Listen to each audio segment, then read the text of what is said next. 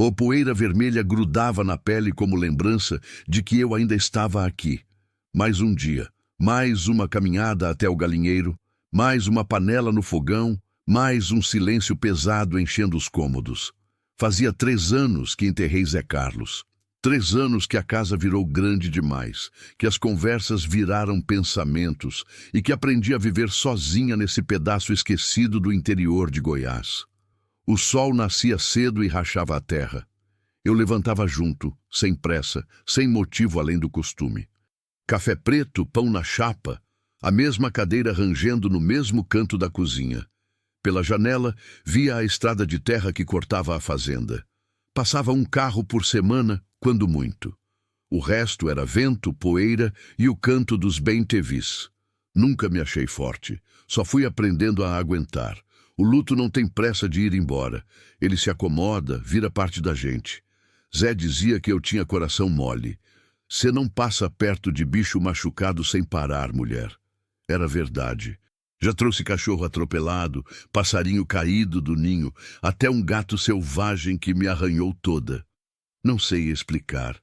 Só não consigo virar as costas. Naquela tarde, voltava do pasto com o balde vazio, quando ouvi um choro fraco, quase um gemido. Parei. O coração apertou antes mesmo de eu entender por quê. Vinha da beira da estrada, perto da cerca velha. Me aproximei devagar, e lá estava ela. Uma menina. Não devia ter mais que 5 anos. Suja de terra, descalça, com um vestidinho rasgado e os olhos vermelhos de tanto chorar. Sentada no chão, abraçada nas próprias pernas, tremendo mesmo com o calor. Oi, pequena, chamei baixinho. Ela levantou o rosto, me olhou com medo, mas não correu. Cadê sua mãe? Silêncio. Só os soluços. Olhei para os 2 lados da estrada. Nada.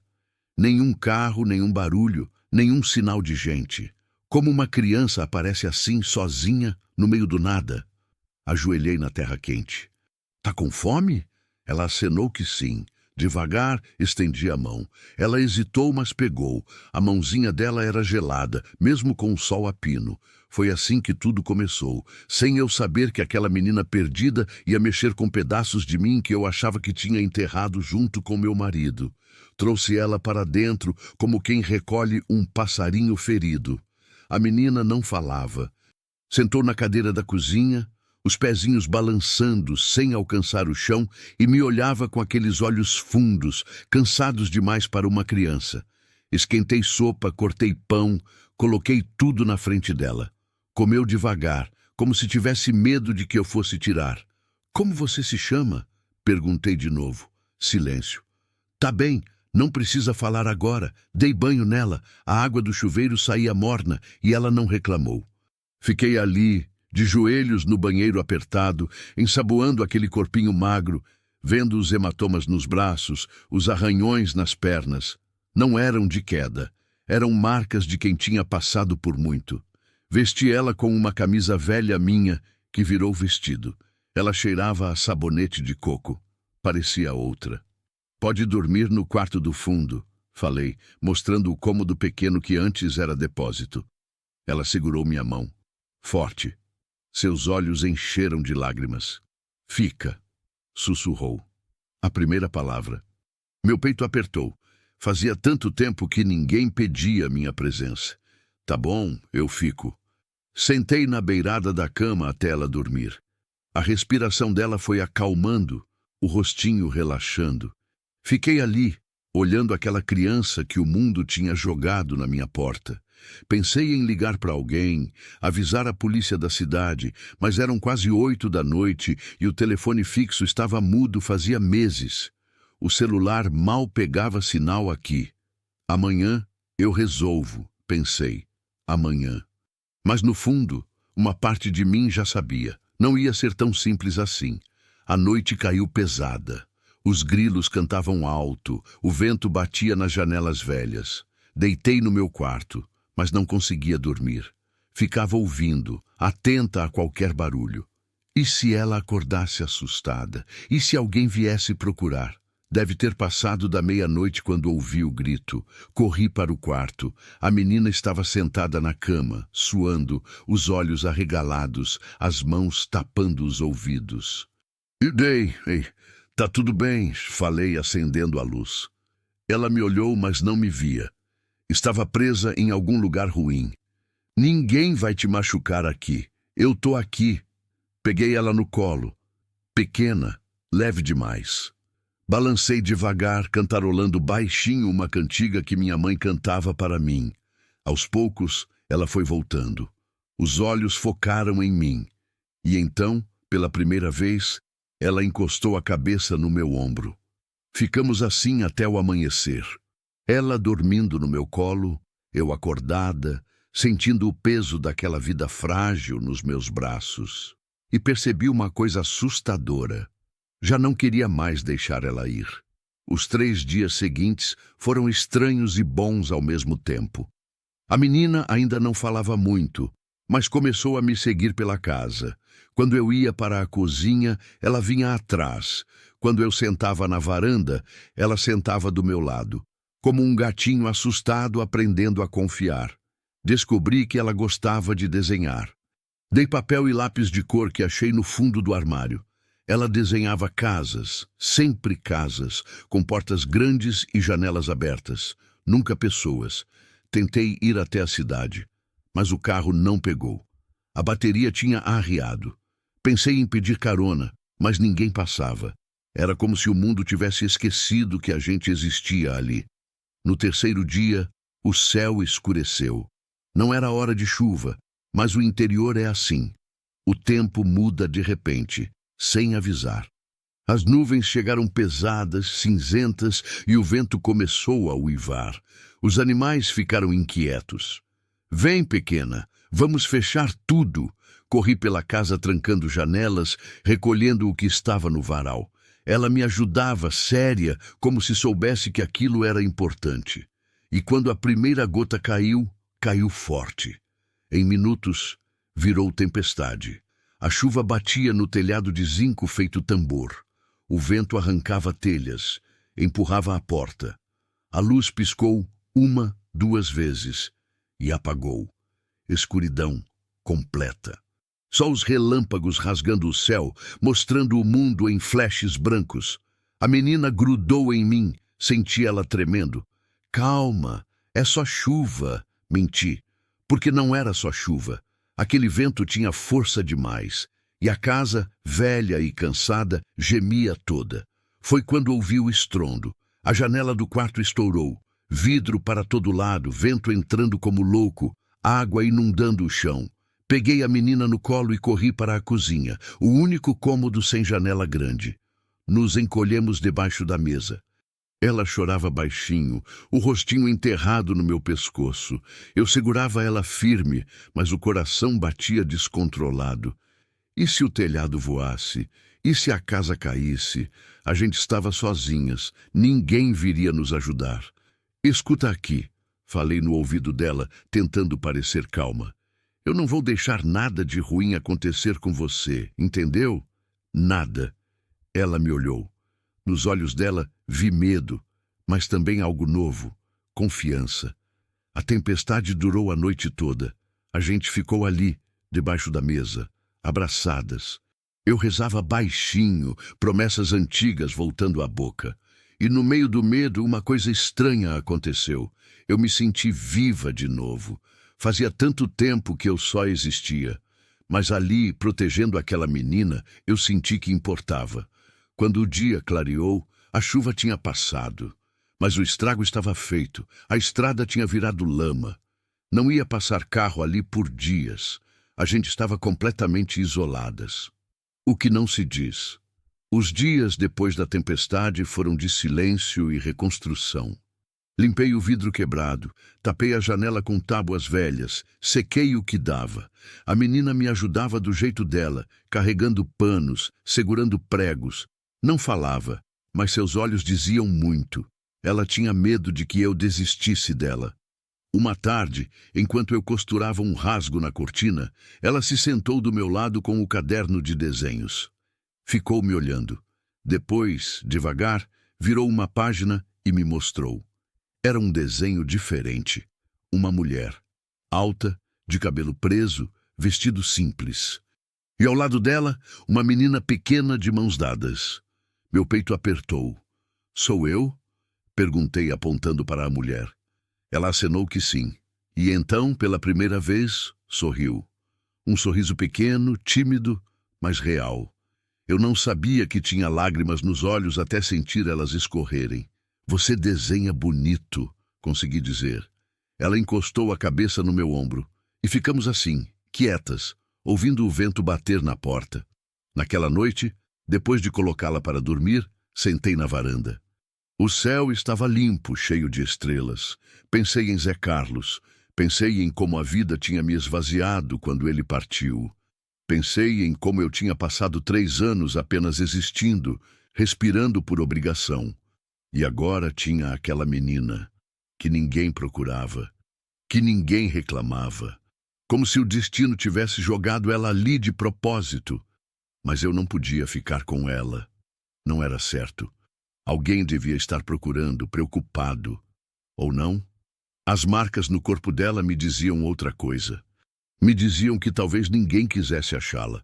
Foi no 4º dia que ela finalmente falou de verdade. Estávamos na cozinha.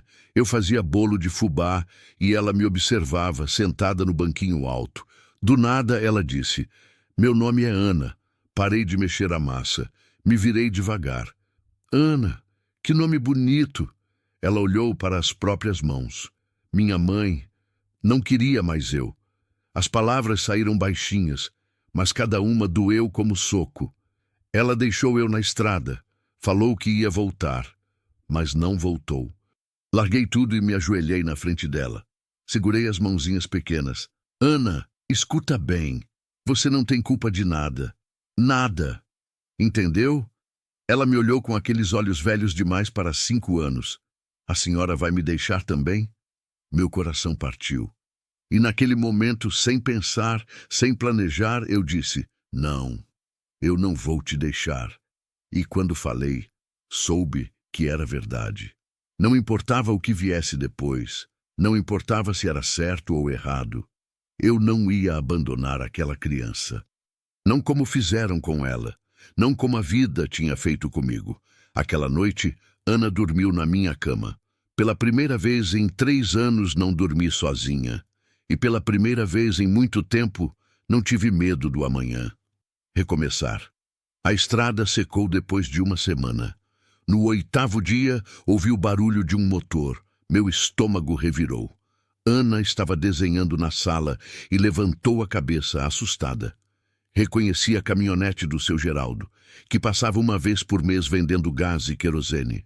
Poderia ter acenado, poderia ter pedido ajuda, pedido para ele avisar alguém na cidade, mas não fiz nada. Fiquei na varanda, de braços cruzados, vendo ele passar. Ele buzinou, acenei de volta. E pronto. Quando entrei de volta, Ana me olhava. "Não vai me mandar embora?" perguntou baixinho. Me ajoelhei na frente dela, segurei seu rosto com as 2 mãos. "Não. Se você quiser ficar, você fica." "Eu quero", disse ela, e me abraçou forte.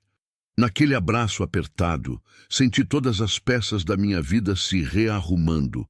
Eu não tinha escolhido ser viúva, não tinha escolhido a solidão, mas agora eu estava escolhendo ter essa menina comigo, escolhendo voltar a viver. Os dias seguintes foram diferentes. Não mais pesados, não mais vazios.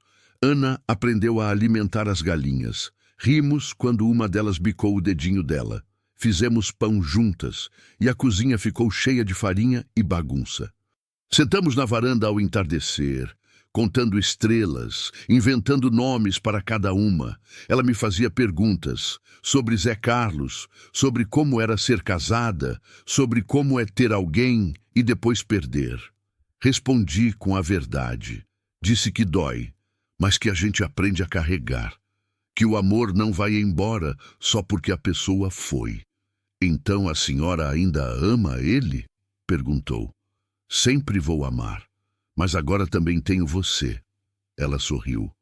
aquele sorriso que eu estava aprendendo a conhecer. Uma tarde estávamos na varanda quando ela disse: "Posso te chamar de mãe?" O mundo parou, meu coração disparou. As lágrimas vieram antes da resposta. "Pode", sussurrei. "Pode, minha filha." Ela veio para o meu colo. E ali, com o sol se pondo sobre a terra vermelha, eu entendi. A vida não tinha me tirado tudo. Ela só estava esperando o momento certo para me devolver o que eu achava que tinha perdido. Não da mesma forma, mas de uma forma nova. Uma forma que eu precisava aprender a aceitar. 2 semanas depois, fui até a cidade. Levei Ana comigo. Procurei o conselho tutelar, conversei com a assistente social, contei a história toda. Ela olhou para a menina, limpinha, bem cuidada, sorrindo do meu lado. Olhou para mim e disse: "A senhora fez um bem enorme para essa criança. O processo seria longo", ela explicou. Mas havia um caminho, havia esperança. Voltamos para casa de mãos dadas, Ana cantarolando baixinho uma música que eu tinha ensinado. Quando chegamos, o sol já estava baixo. A casa velha nos esperava. Mas não parecia mais velha. Parecia cheia, parecia viva. Naquela noite, enquanto Ana dormia, saí para a varanda. Olhei para o céu imenso do interior, para as estrelas que Zé Carlos tanto amava. E agradeci. Agradeci pela tempestade, pela estrada de lama, pelos dias de medo, porque tudo isso me trouxe de volta. Eu não tinha procurado salvar ninguém. Mas salvando Ana, descobri que quem foi salva fui eu. E aprendi que recomeçar não é esquecer o que passou. É ter coragem de abrir a porta quando o destino bate, mesmo quando a gente acha que não tem mais nada para dar. Porque às vezes é justamente aí que a vida nos devolve tudo. Os anos que vieram 6 meses depois. A papelada demorou mais do que eu esperava. Muito mais. Foram meses de idas e vindas à cidade, sempre levando Ana comigo. Ela ficava quietinha na sala de espera do fórum, desenhando em seu caderno, enquanto eu conversava com advogados, assistentes sociais, juízes. Todos faziam as mesmas perguntas. Por que você quer ficar com ela? Você tem condições? Você entende a responsabilidade?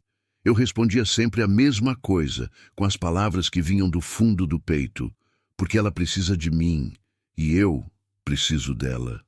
Houve momentos difíceis. Uma psicóloga veio até a casa, fez perguntas, observou tudo. Ana ficou nervosa, grudada em mim o tempo todo. Quando a mulher perguntou se ela gostava de morar ali, Ana respondeu firme: "Aqui é minha casa, e ela é minha mãe." A psicóloga anotou tudo. Olhou para mim com um sorriso discreto. "Dá para ver que vocês se encontraram", disse antes de ir embora. Tentaram procurar a mãe biológica de Ana. Encontraram ela em outra cidade, vivendo com outro homem. Quando a assistente social foi falar com ela sobre a guarda, a mulher assinou os papéis sem hesitar. "Eu não tenho condições", foi tudo que disse. Não perguntou como Ana estava. Não quis ver foto. Nada. Quando soube disso, segurei Ana no colo e chorei. Chorei pela menina que tinha sido jogada fora. Chorei pela sorte de tê-la encontrado. Chorei porque o mundo pode ser tão cruel e, ao mesmo tempo, tão generoso. O dia que a guarda saiu foi o dia mais importante da minha vida depois do meu casamento. O juiz assinou os documentos, bateu o carimbo e disse: "Parabéns, dona Marta. Ela é sua filha agora." Olhei para Ana. Ela olhou para mim. E sorrimos juntas, com lágrimas escorrendo. No caminho de volta para casa, paramos na pracinha da cidade. Comprei sorvete para nós duas. Sentamos no banco de madeira, debaixo de uma árvore antiga, e ficamos ali, só curtindo o momento. O sol estava quente, o sorvete derretia rápido e Ana balançava as perninhas, feliz. "Agora é para sempre?" perguntou ela, lambendo o sorvete de coco. "Agora é para sempre", confirmei. Ela encostou a cabeça no meu braço. E eu soube, com cada fibra do meu ser, que tinha tomado a decisão certa. 2 anos depois, Ana tinha 7 anos e meio quando entrou na escola da cidade. Fiquei preocupada. Ela nunca tinha estudado antes, não sabia ler direito, tinha dificuldade com números. Mas a professora, Dona Cleide, foi paciente. Ela vai aprender no tempo dela, me tranquilizou. O importante é que ela está aqui. Os primeiros meses foram complicados. Ana era tímida, ficava no canto, não brincava com as outras crianças. Voltava para casa quieta, diferente da menina falante que ela tinha virado em casa. Eu me preocupava, mas não pressionava. Sabia que ela precisava de tempo, até que um dia voltou da escola animada segurando um papel. Olha, mãe, tirei 8 na prova de português. Mãe. Ela me chamava de mãe naturalmente agora, sem medo, sem hesitação. E cada vez que ouvia, meu coração se aquecia. Tô tão orgulhosa de você, disse, abraçando ela forte. A professora disse que eu escrevo bonito, que tenho jeito para redação. Naquela noite, depois do jantar, Ana pegou um caderno novo que eu tinha comprado e começou a escrever. Escrever e escrever, a língua para fora, concentrada. Quando terminou, me mostrou. Era uma história sobre uma menina perdida que encontra uma casa e uma mulher sozinha que encontra um motivo para sorrir. Estava cheio de erros de ortografia, as frases eram simples, mas era a coisa mais linda que eu já tinha lido. Posso guardar? Perguntei com a voz embargada. Claro, escrevi para você. Guardei aquele papel em uma caixa especial, junto com o primeiro desenho que ela tinha me dado. Guardei porque eram provas. Provas de que o amor transforma, de que não importa de onde a gente vem, importa para onde a gente vai. 4 anos depois, Ana tinha 10 anos, quando teve a primeira crise de choro. Foi de repente. Estava tudo bem, estávamos na cozinha fazendo biscoito, rindo de alguma bobagem, quando ela parou. O sorriso sumiu. Os olhos encheram de lágrimas. O que foi, filha? Eu tenho medo? Medo de quê? De você morrer, de eu ficar sozinha de novo. Meu coração partiu. Sequei as mãos no pano de prato e me ajoelhei na frente dela. Ana, olha para mim. Eu não vou a lugar nenhum tão cedo. Tô forte, tô saudável e vou ficar aqui com você o máximo de tempo que Deus permitir. Mas e se acontecer alguma coisa? Como com seu marido? Respirei fundo. Era uma conversa que eu sabia que teria que ter um dia. A vida não tem garantias, meu amor. Eu não posso prometer que vou viver para sempre. Ninguém pode. Mas posso prometer que, enquanto eu estiver aqui, você vai ser amada. E se um dia eu não estiver mais, você vai estar preparada. Vai ser forte, porque eu vou ter te ensinado tudo o que eu sei. Não quero aprender, quero que você fique. Eu também quero, e vou fazer de tudo para isso. Abracei ela e ficamos ali, grudadas, até ela se acalmar. Naquela noite conversamos sobre morte, sobre perda, sobre medo. Foram conversas duras para uma criança de 10 anos, mas necessárias, porque Ana já tinha visto o lado escuro da vida. Não adiantava fingir que ele não existia. Mas também falamos sobre vida, sobre os momentos bons, sobre como cada dia é um presente. E prometi a ela e a mim mesma que ia aproveitar cada segundo que tínhamos juntas. 7 anos depois, Ana tinha 13 anos, quando me disse que queria encontrar a mãe biológica. Estava na adolescência, cheia de perguntas, cheia de raiva, cheia de confusão. Brigávamos mais. Ela batia a porta, gritava, me testava. Eu entendia. Era normal, mas doía. Um dia, depois de uma discussão sobre ela querer ir a uma festa na cidade, ela gritou: "Você não é minha mãe de verdade. Não pode mandar em mim." As palavras cortaram como faca. Respirei fundo, contei até 10. "Você tem razão", disse calmamente. "Eu não sou sua mãe biológica, mas sou a mãe que ficou, a mãe que te criou. A mãe que escolheu você todos os dias, e isso, para mim, é tão verdadeiro quanto qualquer coisa." Ana saiu batendo a porta. Fui para a varanda, sentei na cadeira velha e chorei. Chorei porque educar é difícil, porque amor não é suficiente, porque adolescentes são complicados e adolescentes com traumas são ainda mais. Mas não desisti, nunca ia desistir. Uma semana depois, Ana veio até mim. Estava envergonhada, mexendo nos dedos. Desculpa pelo que eu disse. Tá tudo bem. Não tá. Eu não queria dizer aquilo. Você é minha mãe, sim, a única que importa. Abri os braços, ela veio correndo e se jogou no meu colo, grande demais para isso, mas ainda precisando. Mas eu queria conhecer ela, sussurrou. Só para entender, para ter respostas. Engoli em seco, doía, mas eu entendia. Então vamos atrás dela, juntas. Levei mais 2 meses para conseguir o endereço atualizado. Quando consegui, planejamos a viagem. Ana estava nervosa, ansiosa, mal dormia. Eu também estava nervosa, mas escondia. Chegamos na cidade pequena onde a mãe de Ana morava. Uma casa simples, pintada de amarelo desbotado. Batemos na porta. Uma mulher atendeu, mais velha, cansada, com olheiras fundas. Você é a Solange? Perguntei. Sou. Quem pergunta? Ana deu um passo à frente. Eu sou Ana, sua filha. A mulher ficou pálida. Olhou para Ana de cima a baixo. Ficou em silêncio por um tempo longo demais. Você cresceu, disse por fim. Cresci. Mais silêncio. Constrangedor, doloroso. O que você quer? Perguntou Solange sem emoção. Só queria saber por quê. Por que você me deixou? A mulher suspirou. Passou a mão no rosto. Eu não tinha condições. Não tinha dinheiro, não tinha casa, não tinha nada.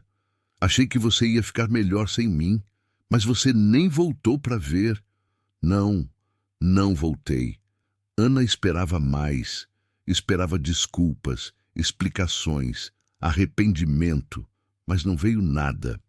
A mulher só ficou ali, na porta, como se estivesse esperando a gente ir embora. Obrigada por me dizer a verdade, disse Ana, a voz firme. Só isso que eu precisava saber. Viramos as costas.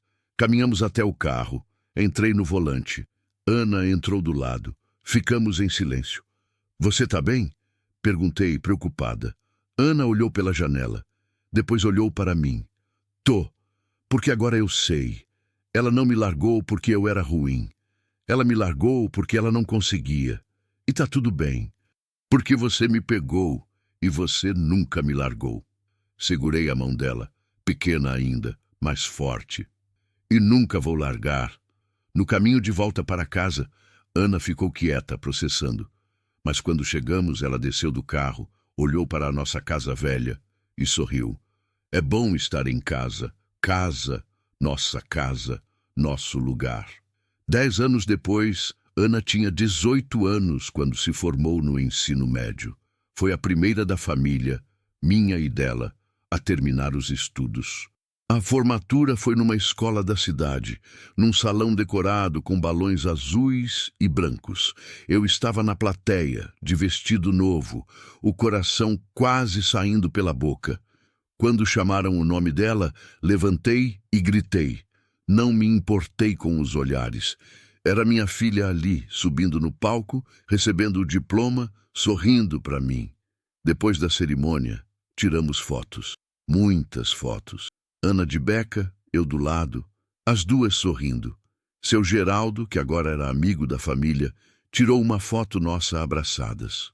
Guardo essa foto na parede da sala até hoje. Tô tão orgulhosa de você, disse, com lágrimas nos olhos. Não teria conseguido sem você, mãe. Naquela noite, fizemos uma festa pequena em casa. Alguns vizinhos, amigos da escola de Ana, Dona Cleide, a professora que nunca desistiu dela. Comemos bolo, rimos, contamos histórias. E quando todos foram embora, sentamos na varanda, só nós duas, como sempre fazíamos. O que você vai fazer agora? Perguntei. Vou tentar a faculdade. Quero fazer letras. Quero ser professora. Meu coração encheu de orgulho. Vai ser uma professora incrível. Aprendi com as melhores, Dona Cleide. E você? Eu? Você me ensinou tudo, mãe. Me ensinou a não desistir. Me ensinou que amor é escolha. Me ensinou que não importa de onde a gente vem, importa quem a gente escolhe ser. Abracei ela, minha menina, minha filha. Não mais a criança assustada que eu tinha encontrado na estrada, mas uma mulher forte, decidida, cheia de sonhos. 15 anos depois, Ana tinha 23 anos quando se formou na faculdade. Fez letras como tinha planejado. Estudou na cidade maior, ia e voltava todo fim de semana.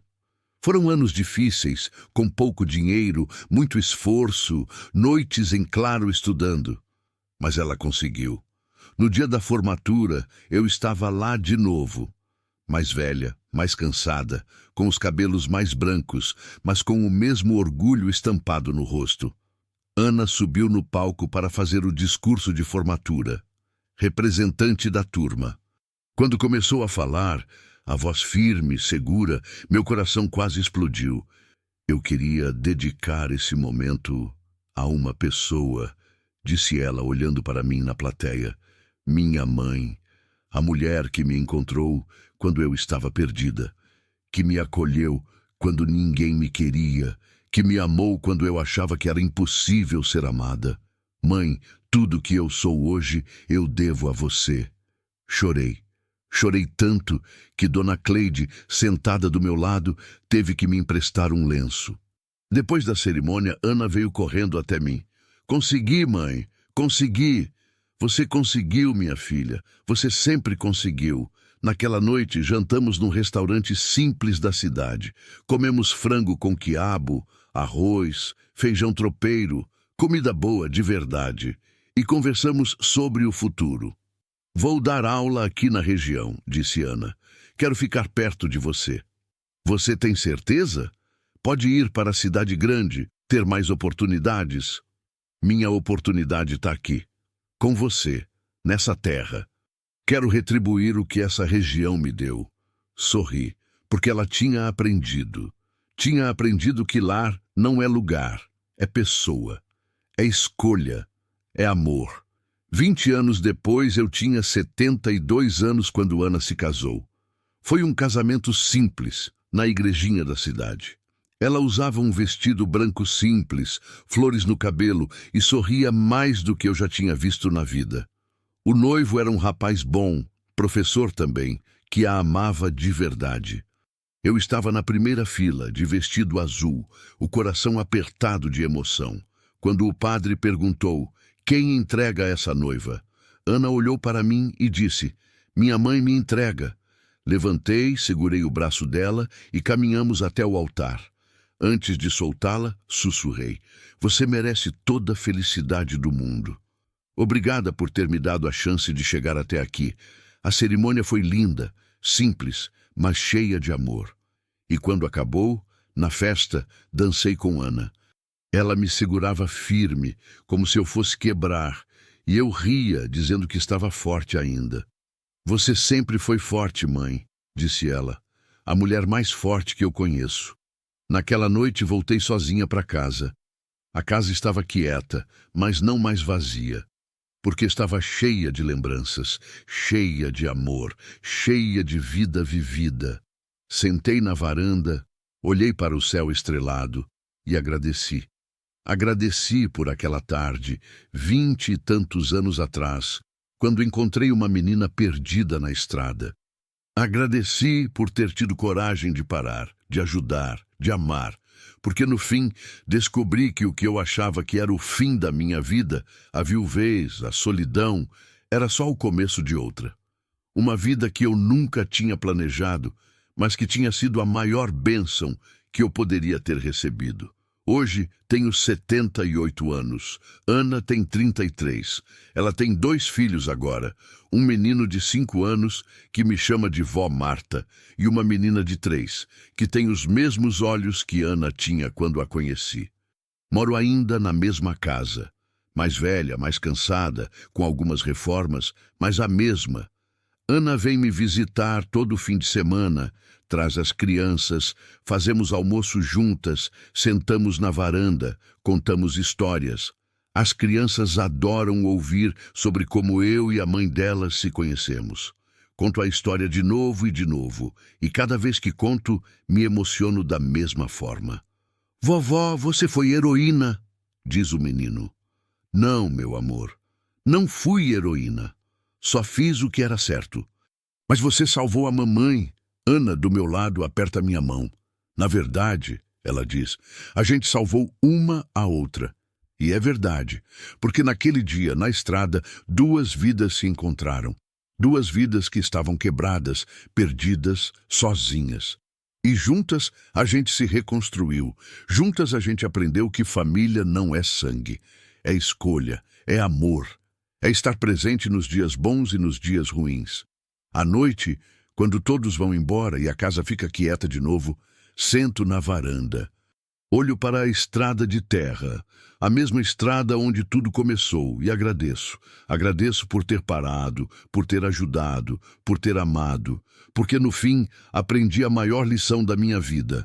A gente nunca sabe quando o destino vai bater na nossa porta, mas quando ele bate, a gente tem uma escolha. Pode fechar a porta ou pode abrir. Eu abri, e minha vida inteira mudou. E se pudesse voltar no tempo, faria tudo de novo.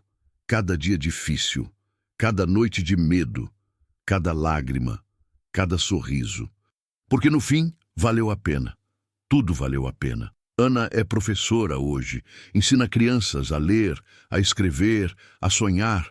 Muitas dessas crianças vêm de famílias difíceis, de lugares escuros. E Ana é paciente com todas, porque ela sabe o que é precisar de uma segunda chance. E eu sou só uma viúva do interior, uma mulher simples que viveu uma vida simples, mas uma vida cheia, uma vida com sentido, porque eu aprendi que o amor chega das formas mais inesperadas.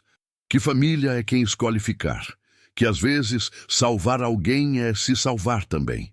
E hoje, quando fecho os olhos, não vejo mais a solidão. Vejo Ana criança sorrindo para mim. Vejo Ana adolescente, teimosa e forte. Vejo Ana adulta, realizada e feliz. Vejo os netos correndo pela casa, enchendo tudo de vida. E agradeço. Agradeço por aquela tarde, por aquela menina, por aquela escolha, porque foi a melhor escolha que eu já fiz na vida e sempre será.